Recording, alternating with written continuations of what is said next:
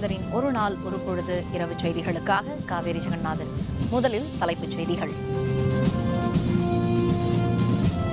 12 தொகுதிகளில் அதிமுக வேட்பாளர்கள் மாற்றம், ஜெயலலிதா அறிவிப்பு.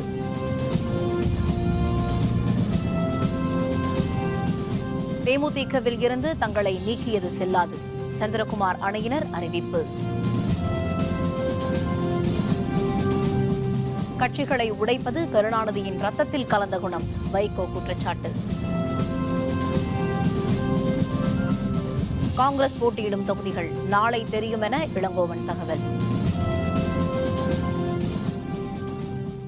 தமிழகம் மற்றும் புதுச்சேரி சட்டப்பேரவை தேர்தலில் அதிமுக சார்பாக வேட்பாளராக அறிவிக்கப்பட்டவர்களில் 12 வேட்பாளர்களை அதிமுக பொதுச் செயலரும் முதல்வருமான ஜெயலலிதா மாற்றி அறிவித்துள்ளார். இதுபற்றிய அறிவிப்பொன்றை ஜெயலலிதா வெளியிட்டுள்ளார்.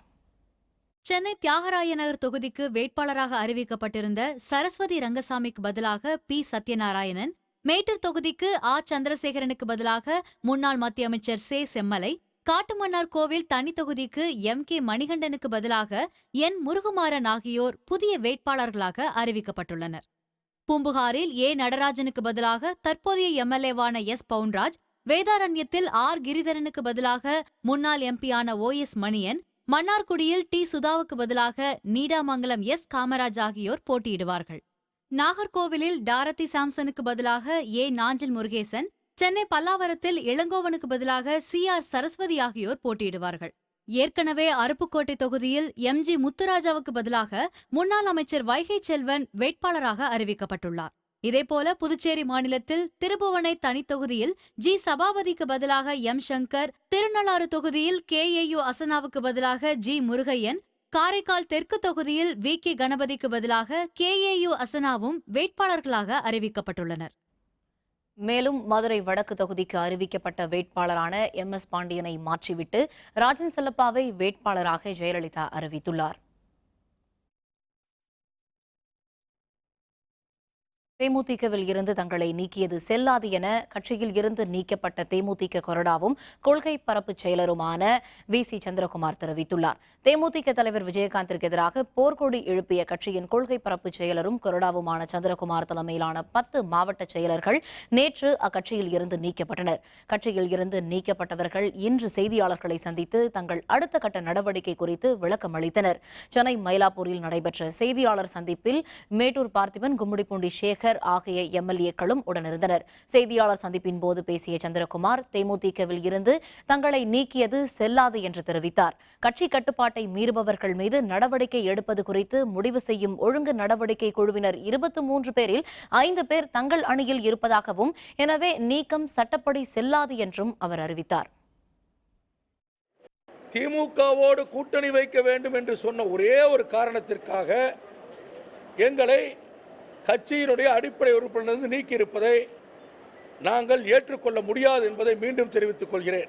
நேற்று கூட எங்களை கண்டித்து தலைமை கழகத்திலே சட்டமன்ற உறுப்பினர்களையும் மாவட்ட செயலாளரும் வரவழைத்து பேட்டியளிக்க சொல்லியிருக்கிறார்கள். நான் பெயரை குறிப்பிட விரும்பவில்லை.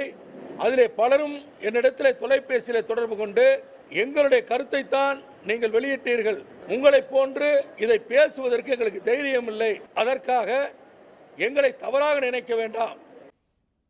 தேமுதிகவின் உள்கட்சி பிரச்சனையை பற்றி பேசுவதற்கு வைகோவுக்கு அருகதை கிடையாது என்று தெரிவித்த சந்திரகுமார், மக்கள் நல கூட்டணியுடன் தேமுதிக இணையும் முடிவை பிரேமலதா எடுத்ததாகவும் தெரிவித்தார். தேமுதிக விஜயகாந்தின் கட்டுப்பாட்டை மீறி பிரேமலதாவின் கட்டுப்பாட்டிற்கு சென்றுவிட்டதாகவும் அவர் குற்றம் சாட்டினார். கட்சியில இன்னைக்கு முழுக்க முழுக்க எங்க அண்ணியுடைய கட்டுப்பாடு, அவங்க தான் எல்லாமே. கேப்டனை இயக்கிறது அவங்க தான், கேப்டன் மூலியமா கட்சி இயக்குறாங்க. அப்ப இதற்கு மேல இவர் முழுமையா அண்ணியுடைய கட்டுப்பாட்டுக்கு போயிட்டாருன்றதை நாங்க முடிவெடுத்துட்டோம். அதுக்கப்புறம் தான் வெளியே வந்தோம். இதை தவிர கட்சியில நான் வேற யாரை பற்றியும் குறை சொல்வதற்கு தயாராக இல்லை. என்னைய பொறுத்தவரைக்கும் அத்தனை பேர் நல்லவங்க. மக்கள் நல கூட்டணியில் இணைந்தால் தொகுதிக்கு 10,000 வாக்குகள் கூட வாங்க முடியாது என்று குறிப்பிட்ட சந்திரகுமார், திமுகவுடன் தான் கூட்டணி வைக்க வேண்டும் என்று வலியுறுத்தினார். மேலும் இன்னும் 2 நாட்களில் மற்ற நிர்வாகிகளுடன் கலந்தாலோசித்த பிறகு தங்களின் அடுத்த கட்ட நடவடிக்கை குறித்து அறிவிக்கப்படும் என்று அவர் தெரிவித்தார். இன்னும் 2 நாளிலே மிகப்பெரிய அளவிலே எங்களுடைய, அதாவது எங்கள் என்று சொன்னால் உண்மையாகவே தேமுதிக நல்ல நிலைக்கு வர வேண்டும், கேப்டன் அவர்கள் ஒரு நல்ல இடத்தை அடைய வேண்டும், அதன் மூலம் தமிழக மக்களுக்கு ஒரு நல்ல விடியல் பிறக்க வேண்டும் என்ற எண்ணத்திலே இருக்கின்ற தமிழகத்தில் இருக்கின்ற ஆத்துணை நிர்வாகிகளையும் ஒருங்கிணைத்து சென்னையிலே அவர்களை சந்திக்க போகிறேன். அன்றைக்கு சந்திக்கும் பொழுது அவர்களை எல்லாம் கலந்து கொண்டு நாங்கள் எப்படிப்பட்ட நிலையை எடுக்கிறோம் என்பதை அன்றைக்கு உங்களிடம் சொல்கிறேன்.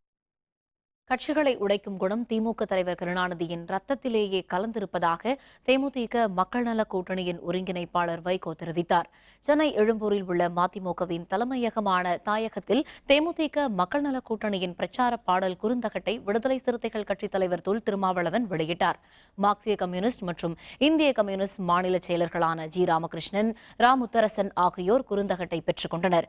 இதனைத் தொடர்ந்து செய்தியாளர்களுடன் பேசிய வைகோ, தேமுதிக மக்கள் நல கூட்டணியுடன் கூட்டணி வைத்ததற்காகவே அக்கட்சியை திமுக தலைவர் கருணாநிதி அழிக்க பார்ப்பதாகவும் கட்சிகளை உடைக்கும் குணம் திமுக தலைவர் கருணாநிதியின் ரத்தத்திலேயே கலந்திருப்பதாகவும் தெரிவித்தார். 2G ஊழல் பணத்தை கொண்டு தேமுதிக மாவட்ட செயலர்களை இழுக்கும் பணியில் திமுக ஈடுபட்டிருப்பதாகவும் வைகோ குற்றம் சாட்டினார். உலகமகா மோசடி செய்வது அண்ணன் கலைஞர் மிஞ்ச உலகத்தில் எவனும் கிடையாது. அதாவது அவருக்கு தொழிலே கட்சிகளை உடைக்கிறது, ஆட்களை பிரிக்கிறது. முஸ்லீம் லீக்கை ரெண்டாக்குனாரு, பாட்டாளி மக்கள் கட்சியை ரெண்டாக்குனாரு, கம்யூனிஸ்ட் கட்சியை ரெண்டாக்குனாரு, மணலி கந்தசாமியை பிரிச்சாரு, வர்த்தக சங்கத்தை ரெண்டா பிரிச்சு விக்ரமராஜாவை வெள்ளையங்கிட்ட தனியா பிரிச்சுட்டு போனாரு. துண்டாடுவது, இரண்டகம் செய்வது, வேறுபடுத்துவது, அவருக்கு எவ்வளவு ஞானமும் அறிவும் இருந்தாலும் அவர் ரத்தத்தோடு கலந்த குணம். இந்த யோகியது உள்ள கட்சி திமுக எங்களோட கூட்டணி வச்சதுக்காக விஜயகாந்த் அழிக்க பார்க்குறாங்களா? கலைஞருடைய தொழில் கெட்டிக்கார தொழில். அவர் மகன் ஒரு கத்துக்குட்டி. இன்றைக்கு என்ன நடந்திருக்கு தெரியுமா?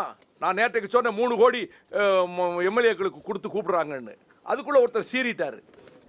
வைகோ இப்படி சொல்லலாம், இதே தொழிலா போச்சு. நான் ஆதாரம் வச்சிருக்கேன். திமுக கூட்டணியில் காங்கிரஸ் போட்டியிடும் தொகுதிகள் எவை என்பது நாளை தெரியவரும் என்று தமிழக காங்கிரஸ் தலைவர் EVK இளங்கோவன் தெரிவித்துள்ளார். திமுக காங்கிரஸ் கூட்டணியில் காங்கிரஸ் போட்டியிடும் தொகுதிகளை கண்டறிவதற்கான ஆலோசனைக் கூட்டம் சென்னை அண்ணா அறிவாலயத்தில் இன்று மாலை நடைபெற்றது. திமுக சார்பில் மு.க. ஸ்டாலின், துரைமுருகன் உள்ளிட்ட 4 பேர் கொண்ட குழுவும், காங்கிரஸ் சார்பில் கட்சியின் மாநில தலைவர் EVK இளங்கோவனும், தங்கபாலு, திருநாவுக்கரசர் உள்ளிட்ட 8 பேர் கொண்ட குழுவினரும் பேச்சுவார்த்தையில் பங்கேற்றனர். ஆலோசனைக் கூட்டத்திற்கு பின்னர் செய்தியாளர்களுடன் பேசிய இளங்கோவன், காங்கிரஸ் போட்டியிடும் தொகுதிகள் நாளை முடிவாகும் என்று தெரிவித்தார். காங்கிரசுக்கு ஒதுக்கப்பட்ட 41 தொகுதிகளுக்கு எந்தெந்த தொகுதிகள் என்பதை பற்றி நாங்கள் அவர்களோடு விவாதித்தோம். விவாதம் மிகவும் சுமூகமாக முடிந்திருக்கின்றது. அநேகமாக நாளை முடிவு எடுக்கப்பட்டு நாளைக்கு எந்தெந்த தொகுதிகள் என்று அறிவிக்கப்படுவதற்கு வாய்ப்புகள் இருக்கின்றன. அதிமுக மாவட்ட செயலர்கள் கூட்டம் சென்னை ராயப்பேட்டையில் உள்ள அதிமுக தலைமை அலுவலகத்தில் இன்று காலை நடைபெற்றது. அதிமுக தலைமை அவசர அழைப்பு விடுத்ததன் பேரில் இந்த கூட்டத்தில் அனைத்து மாவட்ட செயலர்கள், மூத்த அமைச்சர்கள், எம்பிக்களும் பங்கேற்றனர். அவைத்தலைவர் மதுசூதனன் தலைமையில் நடைபெற்ற இந்த கூட்டத்தில் அதிமுக தேர்தல் வியூகம் குறித்து ஆலோசிக்கப்பட்டது. இது பற்றிய விரிவான தகவல்களை தருகிறார் நமது செய்தியாளர் பிரகாஷ். அனைத்து இந்திய அண்ணா திராவிட முன்னேற்ற கழகத்தின் மாவட்ட செயலர் கூட்டம் அக்கட்சி அலுவலகத்தில் இன்று நடைபெற்றது. கட்சியின் அவைத்தலைவரான மதுசூதனன் தலைமையில் நடைபெற்ற இந்த கூட்டத்தில் மூத்த அமைச்சர்கள் மற்றும் 50 மாவட்ட செயலர்கள் கலந்து கொண்டனர்.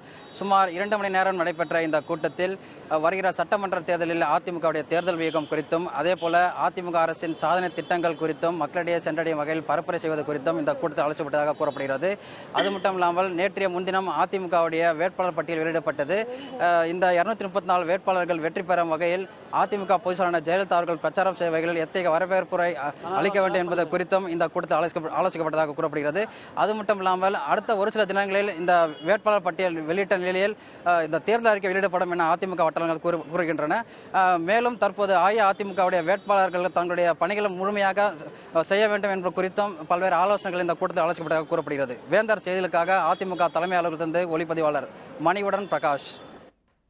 சட்டப்பேரவை தேர்தலில் போட்டியிடும் அதிமுக வேட்பாளர்கள் 227 பேரும் முதல்வர் ஜெயலலிதாவின் போயஸ் இல்லத்திற்கு இன்று வந்தனர். அவர்கள் பூங்கொத்து கொடுத்து சென்றனர். இது பற்றிய விரிவான தகவல்களை தருகிறார் நமது செய்தியாளர் சையத். தமிழக சட்டப்பேரவை தேர்தலில் அதிமுக சார்பில் போட்டியிட உள்ள 227 வேட்பாளர்களின் பட்டியலை அதிமுக பொதுச் செயலாளரும் தமிழக முதல்வருமான ஜெயலலிதா நேற்று முன்தினம் வெளியிட்டிருந்தார். அறிவிக்கப்பட்ட இந்த வேட்பாளர்களில் அமைச்சர்கள் ஓ பன்னீர்செல்வம், நத்தம் விஸ்வநாதன், MC சம்பத் உட்பட சட்டப்பேரவை தலைவர் ப தனபால், சட்டப்பேரவை துணைத் தலைவர் பொள்ளாச்சி ஜெயராமன் உட்பட 227 வேட்பாளர்களும் இன்று சென்னையில் உள்ள போயஸ் தோட்ட இல்லத்திற்கு வந்து பூங்கொத்து கொடுத்து சென்றனர். அருப்புக்கோட்டை வேட்பாளர் மாற்றப்பட்டிருந்த நிலையில் வைகை செல்வன் இன்று போயஸ் தோட்ட இல்லத்திற்கு வந்திருந்தார். அதேபோல புதுச்சேரி தொகுதியில் அறிவிக்கப்பட்டிருந்த 30 வேட்பாளர்களில் பலர் இன்று போயஸ் தோட்ட இல்லத்திற்கு வந்து பூங்கொத்து கொடுத்து சென்றுள்ளனர். வருகின்ற 9ஆம் தேதி தமிழக முதல்வரும் அதிமுக பொதுச் செயலாளருமான ஜெயலலிதா பிரச்சாரத்தை துவக்க உள்ள நிலையில் தமிழக சட்டப்பேரவை தேர்தல் களைகட்ட துவங்கி இருக்கிறது. வேந்தர் செய்திகளுக்காக சென்னையிலிருந்து ஒளிப்பதிவாளர் விஜயுடன் சையது. சட்டப்பேரவை தேர்தல் பணிகள் குறித்து ஆய்வு செய்யும் பணிக்காக தலைமை தேர்தல் ஆணையர் நஜீம் ஜைதி இன்று புதுச்சேரி சென்றார். தமிழகம் மற்றும் புதுச்சேரியில் வரும் மே மாதம் 16ஆம் தேதி தேர்தல் நடைபெற உள்ளது. தேர்தல் பணிகள் குறித்து ஆய்வு செய்வதற்காக தில்லியில் இருந்து சென்னைக்கு விமானம் மூலம் வந்த நஜீம் ஜைதி அங்கிருந்து கார் மூலம் புதுச்சேரி சென்றார். இன்று மாலை அங்கு புதுச்சேரி தேர்தல் ஆணையர் மற்றும் காவல்துறை உயர் அலுவலர்களுடன் தேர்தல் பணிகள் குறித்து அவர் ஆலோசனை மேற்கொண்டார். புதுச்சேரியில் உள்ள 30 சட்டப்பேரவை தொகுதிகளில் வாக்குச்சாவடிகள் அமைத்தல், பாதுகாப்பு ஏற்பாடுகள், மின்னணு வாக்குப்பதிவு இயந்திரங்கள் உள்ளிட்டவை குறித்து இந்த கூட்டத்தில் விரிவாக விவாதிக்கப்பட்டது. புதுச்சேரியில் தலைமை தேர்தல் ஆணையர் நஜீம் ஜைதி நாளை காலை அனைத்து கட்சியினருடன் ஆலோசனை நடத்த உள்ளார். அனைத்து கட்சி பிரதிநிதிகளை தனித்தனியாக சந்தித்து தேர்தல் குறித்து ஆலோசனை நடத்திய பின் தலைமைச் செயலர், காவல்துறை உயர் அலுவலர்களுடன் அவர் ஆலோசனை நடத்த உள்ளார். அதன் பின்னர் நாளை மாலை தமிழகம் வரும் நஜீம் ஜைதி குழுவினர் இங்கும் தேர்தல் ஏற்பாடுகள் குறித்து ஆய்வு மேற்கொள்ள உள்ளனர். சற்று முன் கிடைத்த செய்தி. அதிமுக கூட்டணியில் தமிழ் மாநில காங்கிரசும் இடம்பெறுகிறது. இது பற்றிய முறைப்படியான அறிவிப்பு நாளை வெளியாகும் என்று எதிர்பார்க்கப்படுகிறது. மேலும் அதிமுக கூட்டணியில் இடம்பெற்றுள்ள வேல்முருகன் தலைமையிலான தமிழக வாழ்வுரிமை கட்சி, ஜான் பாண்டியன் தலைமையிலான தமிழக மக்கள் முன்னேற்ற கழகத்திற்கும் தொகுதிகள் ஒதுக்கப்படும் என்று தெரிகிறது. அதிமுக அணியில் தமாகவுக்கு 15 தொகுதிகள் ஒதுக்கப்படுகிறது. வேல்முருகன் கட்சிக்கு தமிழகத்தில் 2 தொகுதிகளும், புதுச்சேரியில் 1 தொகுதியும், ஜான் பாண்டியன் கட்சிக்கு 1 தொகுதியும் ஒதுக்கப்படுகிறது. கூட்டணி கட்சிகளுக்கான தொகுதி ஒதுக்கீடுகள் பற்றிய அதிகாரப்பூர்வமான அறிவிப்பு நாளை வெளியாகும் என்று தகவல் அறிந்த வட்டாரங்கள் தெரிவிக்கின்றன. ஏற்கனவே அதிமுக கூட்டணியில் 6 கட்சிகளுக்கு 7 தொகுதிகள் ஒதுக்கப்பட்டிருப்பது குறிப்பிடத்தக்கது.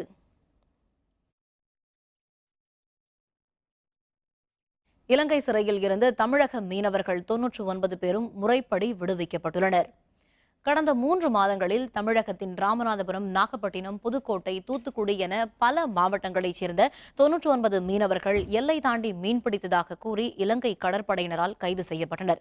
இவர்களை விடுவிக்குமாறு அனைத்து அரசியல் கட்சியினரும் வலியுறுத்தி வந்த நிலையில் யாழ்ப்பாணம், நீர்கொழும்பு, வவுனியா சிறைகளில் அடைக்கப்பட்டிருந்த இவர்களை விடுவிக்க இலங்கை அரசு நடவடிக்கை எடுத்துள்ளது. இலங்கை நீதிமன்றத்தில் ஆஜர்படுத்தப்பட்ட இந்த 99 மீனவர்களும் விடுவிக்கப்பட்டுள்ளனர். இவர்கள் இந்திய தூதரகத்திற்கு கொண்டு செல்லப்பட்டு நாளை அல்லது நாளை மறுநாள் தமிழகம் வருவார்கள் என்று எதிர்பார்க்கப்படுகிறது. மீனவர்கள் விடுதலை செய்யப்பட்டதற்கு அவர்களின் உறவினர்கள் மகிழ்ச்சி தெரிவித்துள்ளனர். இந்திய அரசினுடைய நடவடிக்கையின் பேரில் இலங்கையில் பிடிபட்டிருந்த 99 மீனவர்களை விடுதலை செஞ்ச மத்திய மாநில அரசுக்கு நாங்கள் நன்றியை தெரிவிச்சுக்கிறோம். இந்த மீனவர்களை மீட்டு கொடுத்த மாதிரி இந்த படகுகளை மீட்டு கொடுத்தா தான் மீனவ குடும்பங்களை சார்ந்த பாதிக்கப்பட்ட குடும்பங்களுக்கு மிகுந்த நன்றியா இருக்கு. மத்திய மாநில அரசு நினைச்சா உடனே இலங்கை அரசோட பேச்சுவார்த்தை நடத்தி இந்த படகையும் மீட்டு கொடுக்கலாம், ஒரு நிரந்தரமான சூழ்நிலை உருவாக்கி கொடுக்கணும்னு நாங்கள் மத்திய மாநில அரசுல வேண்டி கேட்டுக்கிறோம். பாரதிய ஜனதா கட்சியின் மூத்த தலைவர் எல்கே அத்வானியின் மனைவி கமலா இன்று மாலை காலமானார்.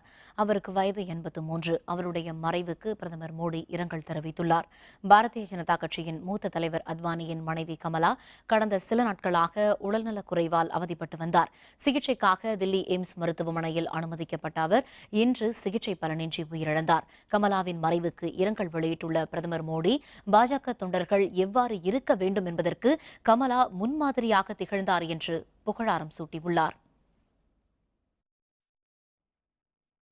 கூட்டணிக்கு எதிராக சந்திரகுமார் நடவடிக்கை, தொல் திருமாவளவன் கருத்து. விவரம் விளம்பர இடைவேளைக்கு பிறகு.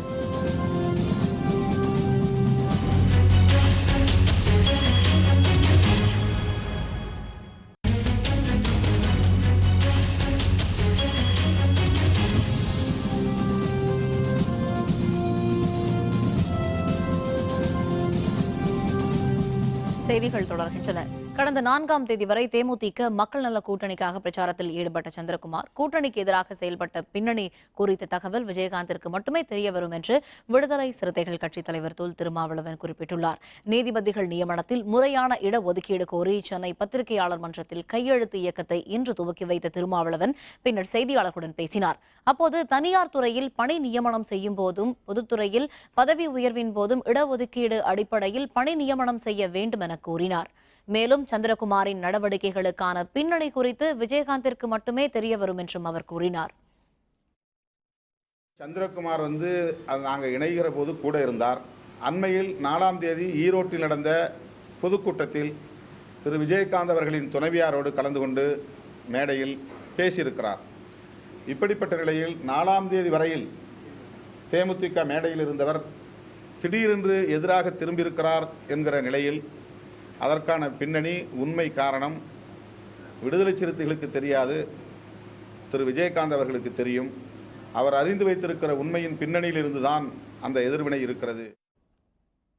தமிழகத்தில் கூட்டணி கலாச்சாரம் சிதைந்து விட்டதாக பாட்டாளி மக்கள் கட்சித் தலைவர் ஜே.கே. மணி குற்றம் சாட்டியுள்ளார். சேலம் சூரமங்கலம் உழவர் சந்தையில் பாட்டாளி மக்கள் கட்சித் தலைவர் ஜே.கே. மணி வாக்கு சேகரித்தார். பின்னர் செய்தியாளர்களுடன் பேசிய அவர் தமிழகத்தில் கூட்டணி கலாச்சாரம் சிதைந்து விட்டதாகவும் சில அரசியல் கட்சி தலைவர்கள் மற்றும் தொண்டர்களிடம் குழப்பம் நிலவி வருவதாகவும் தெரிவித்தார். கூட்டணியில் இருக்கிற கட்சி தலைவர்கள் மேல்மட்ட தலைவர்கள் மத்தியிலையும் குழப்பம், கீழே இருக்கக்கூடிய தொண்டர்கள் மத்தியிலையும் குழப்பம் கலைஞ்சு போயிட்டு இருக்கிறாங்க. கூட்டணி தர்மம், அந்த கூட்டணி கலாச்சாரம் இங்கே தமிழ்நாட்டில் சிதைஞ்சு போச்சு. தமிழ்நாட்டில் ஏற்பட்டிருக்கிற இந்த 5 முனை போட்டி பாட்டாளி மக்கள் கட்சிக்கு மிகப்பெரிய சாதகம். சென்னை விமான நிலையத்தில் 61வது முறையாக கண்ணாடி நொறுங்கி விழுந்து விபத்து ஏற்பட்டது தொடர்பாக விளக்கம் கேட்டு மத்திய விமான போக்குவரத்து துறை அமைச்சகத்திற்கு மத்திய மனித உரிமை ஆணையம் நோட்டீஸ் அனுப்பியுள்ளது. சென்னை விமான நிலையத்தில் அடிக்கடி மேற்கூரை கண்ணாடிகள் விழுந்து உடைவது வாடிக்கையாகிவிட்டது. இதனால் விமான பயணிகள் அச்சத்திலேயே பயணம் மேற்கொண்டு வருகின்றனர். இதுகுறித்து முறையான விசாரணை ஏதும் இதுவரை நடைபெற்றதாக தகவல் இல்லை. இந்நிலையில் கண்ணாடிகள் நொறுங்கி விழுவது குறித்து விளக்கம் அளிக்கும்படி விமான போக்குவரத்து துறை அமைச்சகத்திற்கு தேசிய மனித உரிமை ஆணையம் நோட்டீஸ் அனுப்பியுள்ளது. புதுச்சேரி மாநிலத்தில் 64 நாட்கள் பயிற்சிக்கு பிறகு 355 ஊர்காவல் படை வீரர்கள் இன்று முறைப்படி காவல்துறை தலைவர் முன்னிலையில் பணியில் இணைந்தனர். புதுச்சேரியில் கடந்த ஜனவரி மாதம் ஊர்காவல் படைக்கு 243 ஆண்கள் மற்றும் 112 பெண்கள் தேர்வு செய்யப்பட்டனர். இதனைத் தொடர்ந்து 64 நாட்கள் பயிற்சி காலம் இன்றுடன் நிறைவடைந்தது. இதற்கான நிறைவு நாள் விழா இன்று கோரிமேடு காவலர் பயிற்சி திடலில் நடைபெற்றது. இந்த நிகழ்ச்சியில் புதுச்சேரி காவல் தலைவர் பிரவீர் ரஞ்சன் புதிதாக பணியில் இணைந்த ஊர்காவல் படையினரின் அணிவகுப்பு மரியாதையை ஏற்றுக்கொண்டார்.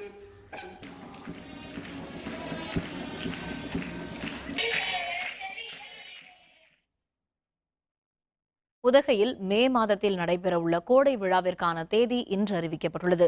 மே மாதத்தில் வழக்கமாக நடைபெறவுள்ள இந்த கோடை விழாவில் காய்கனி மற்றும் ரோஜாக்கள் கண்காட்சி ரத்து செய்யப்பட்டுள்ளதால் சுற்றுலா பயணிகள் ஏமாற்றம் அடைந்துள்ளனர். இது பற்றிய விரிவான தகவல்களை தருகிறார் நமது செய்தியாளர் சதீஷ்குமார்.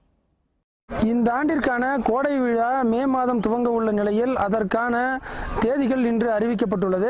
இதில் குன்னூரில் பழ கண்காட்சி மே 21, 22 ஆகிய தேதிகளிலும், உதகையில் மே 27, 28, 29 ஆகிய தேதிகளில் மலர் கண்காட்சியும் நடத்த திட்டமிடப்பட்டுள்ளதாக தோட்டக்கலைத்துறை அறிவித்துள்ளது. மேலும் தேர்தலை கருத்தில் கொண்டு இந்த ஆண்டு நடைபெறவுள்ள காய்கறி கண்காட்சி மற்றும் ரோஜா கண்காட்சியை ரத்து செய்துள்ளதாக அறிவிப்பு பயணிகளிடையே பெரும் ஏமாற்றத்தை ஏற்படுத்தியுள்ளது. மேலும் ஆசியாவிலேயே புகழ் வாய்ந்த ரோஜா பூங்காவை கொண்டுள்ள இந்த ரோஜா பூங்காவில் மிகவும் சிறப்பாக நடைபெறக்கூடிய இந்த ரோஜா மலர் கண்காட்சி ரத்து செய்யப்பட்டுள்ளது. பெருமளவு சுற்றுலா பயணிகளின் வரத்தையும் குறைக்கும், மேலும் வருவாய் இழப்பையும் ஏற்படும் என பொதுமக்கள் தெரிவிக்கின்றனர். மே மாதம் இந்த ரோஜா கண்காட்சி வெஜிடபிள்ஸ் இதெல்லாம் இருக்கும் அப்படின்னு சொல்லிட்டு இருந்தோம். இப்போ இன்னைக்கு என்னமோ திடீர்னு சொல்லிட்டு இவங்க எல்லாம் ரத்து பண்ணிட்டு தான் சொன்னாங்க. அது பெரிய ஏமாற்றமாக இருக்குது. அதெல்லாம் இருந்தால் நல்லா இருக்கும். மறுபடியும் நிறைய பப்ளிக் எல்லாம் வருவாங்க. வந்து எல்லாத்துக்கும் ஏன்னா ஸ்கூல் லீவ் எல்லாம் விட்டுருவாங்க. ஸ்கூல் காலேஜில் லீவ் விடுறதுனால எல்லாரும் ஃபேமிலியோடு வந்து அதை தான் எதிர்பார்த்து வர்றாங்க ஊட்டிக்கு. அதை வச்சாங்கன்னா நல்லாயிருக்கும். வேந்தர் செய்திகளுக்காக உதகையிலிருந்து ரா சதீஷ்குமார். தில்லியில் அமைக்கப்படும் டாக்டர் அப்துல் கலாம் அறிவுசார் மையத்தில் இடம்பெறும் பொருட்களை கலாமின் மூத்த சகோதரர் முத்துமீரா மரக்கையாரிடமிருந்து தில்லி மாநில கலாச்சாரத்துறை அமைச்சர் கபில் மிஸ்ரா இன்று பெற்றுக்கொண்டார். மறைந்த முன்னாள் குடியரசுத் தலைவர் டாக்டர் அப்துல் கலாம் பணி ஓய்விற்கு பிறகு தில்லியில் அரசு ஒதுக்கிய எண் 10 ராஜாஜி சாலை இல்லத்தில் வசித்து வந்தார்.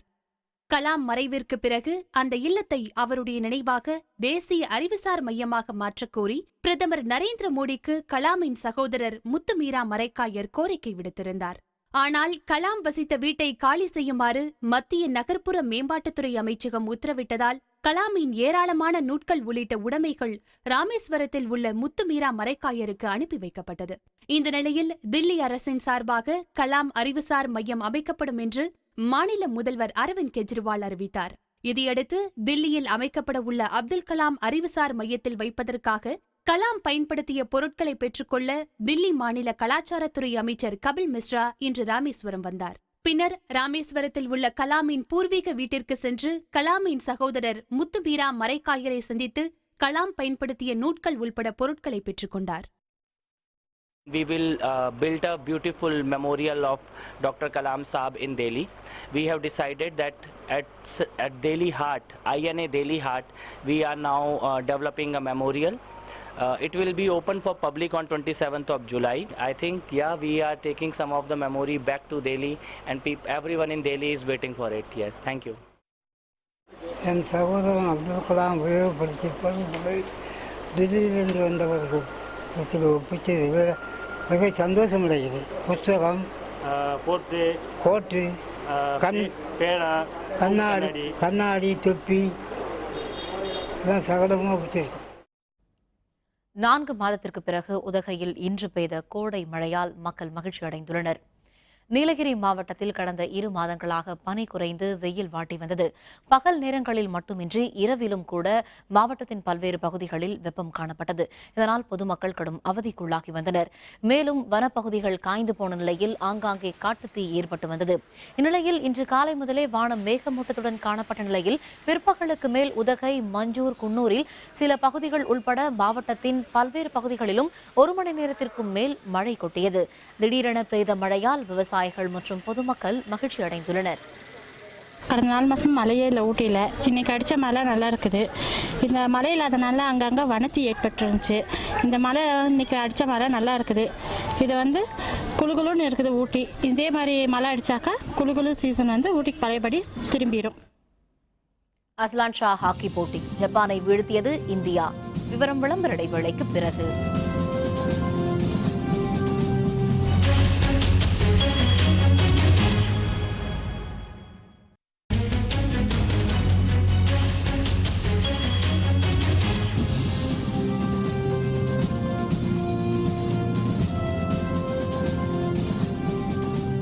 செய்திகள் தொடர்கின்றன. இனி அயலக செய்திகள்.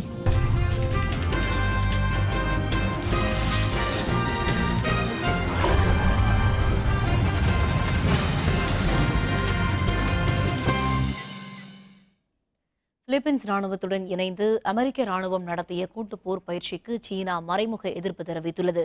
தென் சீன கடலில் தனது ஆதிக்கத்தை நிறுவ முயலும் சீனா அங்குள்ள தீவு கூட்டங்களுக்கு உரிமை கொண்டாடி வருகிறது. இந்நிலையில் சீனாவுக்கு மறைமுக எச்சரிக்கை விடுக்கும் வகையில் பிலிப்பீன்ஸ் நாட்டின் டார்லாக் மாகாணத்தில் அமெரிக்க ராணுவம் பிலிப்பீன்ஸ் ராணுவத்துடன் கூட்டு பயிற்சியில் ஈடுபட்டது. 2 நாடுகளையும் சேர்ந்த 8000 வீரர்கள் இந்த பயிற்சியில் ஈடுபட்டனர். ஹிமார்ஸ் என்ற அதிநவீன ஆர்ட்டிலரி ஏவுகருவிகள் இந்த பயிற்சியின் போது பயன்படுத்தப்பட்டன. இதற்கு மறைமுக எதிர்ப்பு தெரிவித்துள்ள சீன வெளியுறவு அமைச்சகம் தென் சீன கடலில் புதிய கலங்கரை விளக்கத்தை தனது நாடு கட்டியிருப்பது சரியானது எனவும் நியாயப்படுத்தியுள்ளது.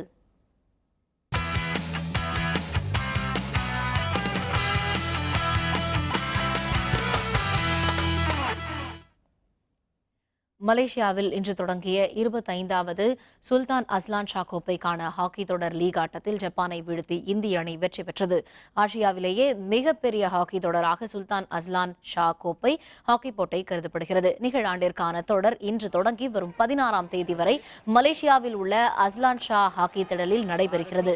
ஏற்கனவே இந்தியா, கனடா, நியூசிலாந்து, ஆஸ்திரேலியா ஆகிய 4 அணிகள் 2016 ரியோ ஒலிம்பிக் போட்டிக்கு தகுதி பெற்றுவிட்ட நிலையில் அந்த அணிகள் உட்பட 7 அணிகள் இந்த தொடரில் பங்கேற்கின்றன. இன்று நடைபெற்ற முதல் லீக் போட்டியில் இந்திய அணியும் ஜப்பான் அணியும் மோதின. இதில் 2-1 என்ற கோல் கணக்கில் இந்தியா வெற்றி பெற்றது.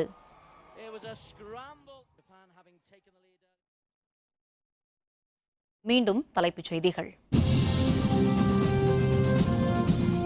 அதிமுக கூட்டணியில் தமாகவுக்கு 15 தொகுதிகள், நாளை அறிவிப்பு வெளியாகும் என தகவல். 12 தொகுதிகளில் அதிமுக வேட்பாளர்கள் மாற்றம், ஜெயலலிதா அறிவிப்பு. தேமுதிகவில் இருந்து தங்களை நீக்கியது செல்லாது, சந்திரகுமார் அணியினர் அறிவிப்பு. கட்சிகளை உடைப்பது கருணாநிதியின் ரத்தத்தில் கலந்த குணம், வைகோ குற்றச்சாட்டு.